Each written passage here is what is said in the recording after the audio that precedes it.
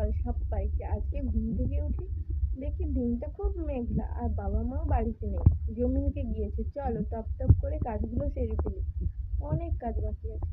চলো।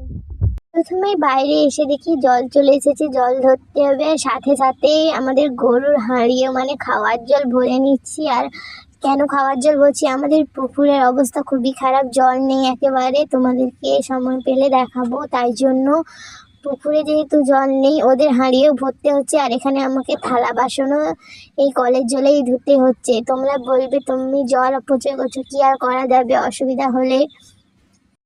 তারপর গরুর হাঁড়িয়ে ভর্তি হওয়ার পরে আমাদের জল খাওয়ার বোতলে ভরে নিচ্ছে। কিছুক্ষণ পরে জল পালিয়ে গিয়েছে। তারপর আমি এপাশে থালা বাসন ধুতে চলে এসেছি। থালা বাসন ধোয়া কমপ্লিট করে সব কিছু জলের কাজ মিটিয়ে থালা বাসনগুলোকে নিয়ে চলে এলাম রাখবো বলে। আর জল তো চলে গেছে। তারপরে গরুরও হাঁড়িয়ে ভর্তি হয়েছে, পরে খেতে দেবো, তাই জন্য থালা বাসনগুলোকে ধুয়ে এনে রেখে দিলাম। জলের বোতল যেহেতু ভরেছে এনে রেখে দিলাম।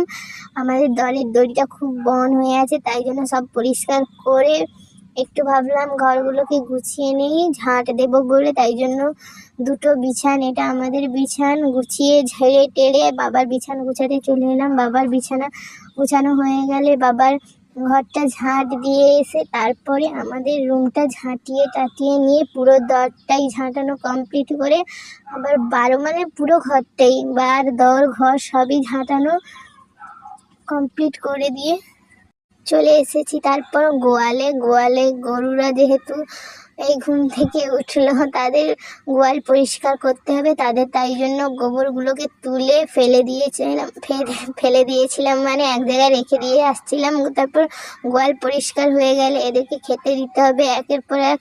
সবাইকে গুলিয়ে গুলিয়ে খাওয়াতে হচ্ছে, টাইম অনেক লাগছে। তারপর খেতে দিয়ে দিলাম। খাওয়া দাওয়ার পরে সব মোটামুটি সকালের কাজ শেষ হলো। চলো, সকালের কাজ মোটামুটি শেষ হয়ে গেছে। তারপর জমিনকে যাব নাকি ঠিক নেই, আবার রান্না আসছে। এখন বর্তমানে ব্রাশ করে নিই। চলো, টাটা, বাই বাই।